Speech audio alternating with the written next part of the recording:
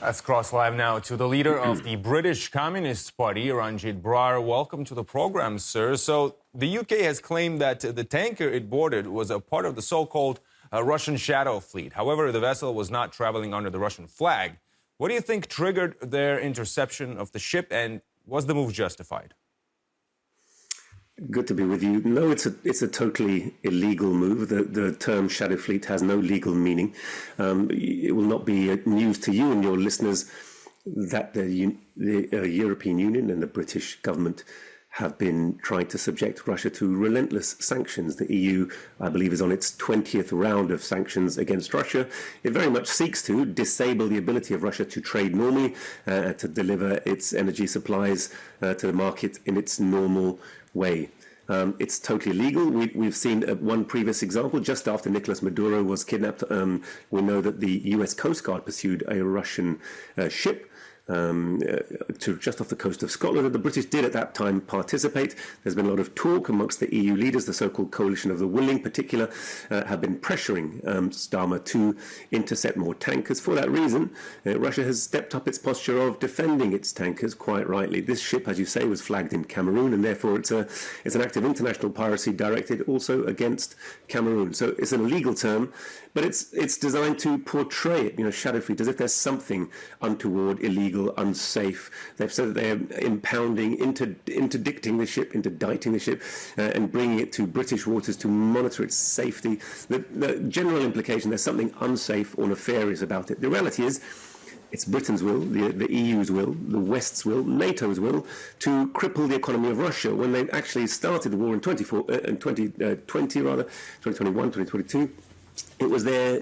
desire to have a crushing economic blow and a war of destabilization against Russia. They've been very frustrated that they've been unable to bring that to pass, and they're constantly trying to escalate the war in order to bring some economic effect to Russia. The reality has been the reverse, of course. Russia's economy seems to be actually going from strength to strength, relatively speaking, whereas the EU, the Western, the United States and British economies are actually in a deep recession that's probably due to our money printing stemming from 2008, but has been escalated through successive periods of deepening crisis because of the contraction of the market in the face of global poverty, and actually exacerbated by Europe cutting itself off from relatively cheap oil and energy and gas, which of course it had access to from Russia via pipelines passing through Ukraine prior to this conflict.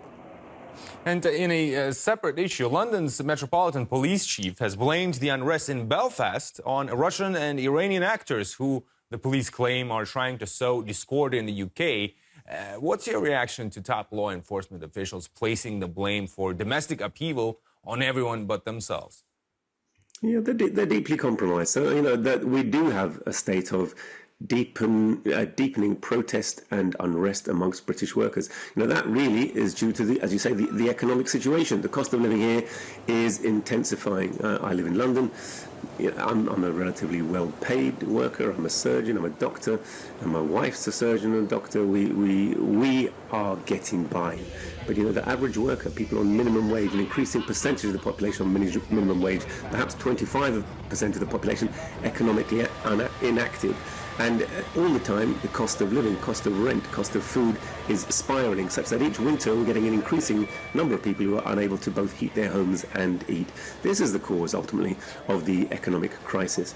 Britain is going through a profound economic crisis. It is actually that is driving Britain and the United States towards relentless war. War not only with Russia, which they're calling war in Ukraine, a proxy war actually waged by NATO, for which they constantly try and shift the blame to Russia, but of course, escalating war in the Middle East, in Palestine, in Yemen, in Syria, escalate with Iran, of course, which again has resulted in the own goal of blocking the Strait of Hormuz, further elevating the price of energy, further exacerbating their own economic crisis. So, there's a very classic saying that imperialism is like they lift rocks to drop them on their own feet, in trying to extricate themselves from the economic crisis through essentially wanting to dismember Russia and China and any independent state with significant economic reserves like Venezuela, like Iran, in order to essentially imbibe those reserves and get them out of their crisis. Actually, what they're doing, they're driving relentlessly towards engulfing the world in a conflagration. And that conflagration, their war, is actually worsening their own economy. So all of their efforts to sanction Russia, sanction China are backfiring, and their own economy is getting worse, and that is causing the unrest on their streets. Then, of course, actually, in terms of the farcical concept, we've had a number of false flag attacks in which they've said that the IRGC and Iran have been bombing Jewish targets in Britain. They are criminalizing criticism of Israel and their genocide in this country. I've been a victim of that. And of course, they want to constantly push the narrative that somehow Russia is to blame. We saw that with Joe Biden, or Putin is to blame when the oil price went up right at the beginning of the conflict. And they constantly push these narratives. The reality is that it's the British ruling class who seek to divide and push these very heavy, actually racist narratives. It's not workers who come here penniless from across the seas that are causing our economic problems. It is the workings of our finance capitalist system in deep decay, which is constantly driving to war and is unable to meet the basic needs even of its own working people in one of the richest countries on earth. This is the problem. And it is the police narrative, actually.